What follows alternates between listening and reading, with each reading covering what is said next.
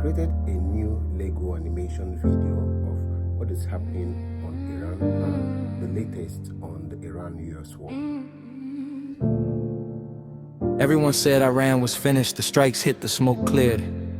And then Iran picked up the phone and started charging rent.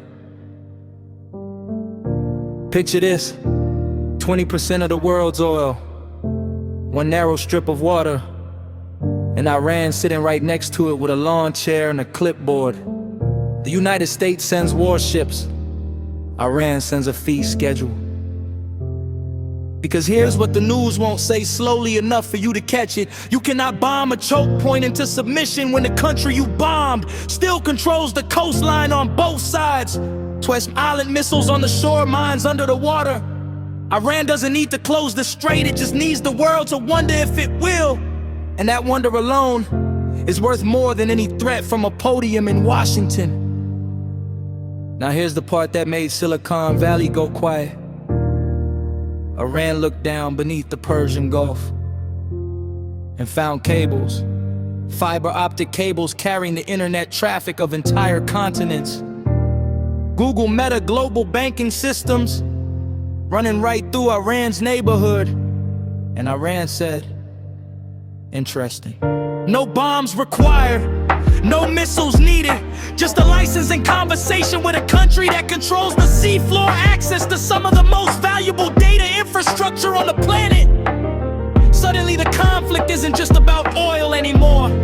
It's about whether your phone loads in the morning.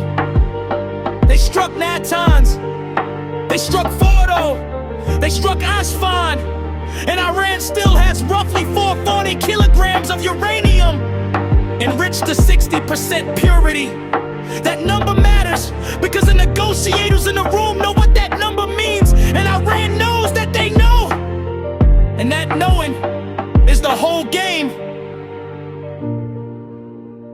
You cannot demand someone hand over their most valuable bargaining chip before the negotiation starts. That is not diplomacy. That is wishful thinking with an air force. Iran's uranium didn't disappear in the strikes. It moved. The scientists are still there. The knowledge doesn't have a bunker you can bomb. While sanctions were supposed to starve the economy, China was buying oil, discounted oil, at a rate that kept Iran's budget breathing. Shadow fleets, alternative payment systems, yawn crypto creative accounting at an international scale. Iran called it resilience. The Treasury Department called it a headache. Either way, the lights stayed on in Tehran.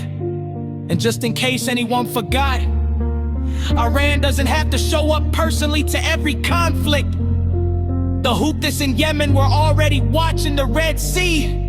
Bab el-Mandeb, Suez Canal routes, global shipping timelines. One group, one straight entire supply chains holding their breath. Iran didn't build that network last week. It took decades. And no single airstrike has a radius wide enough to make it disappear overnight. So here's where we land. The strikes happened. The threats were made.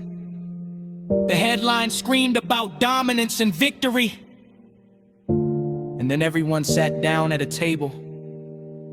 Because that is always where this ends up.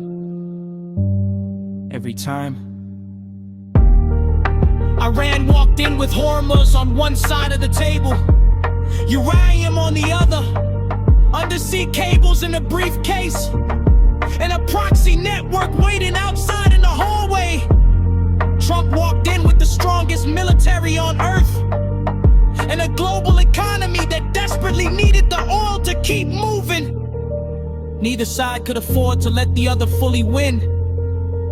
And Iran, the country everyone counted out after the strikes, was still very much in the room. Still charging rent. Still holding the clipboard. That is the story they didn't animate for you. Until now.